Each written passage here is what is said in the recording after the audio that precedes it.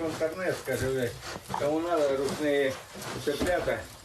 Выводит кошек, да?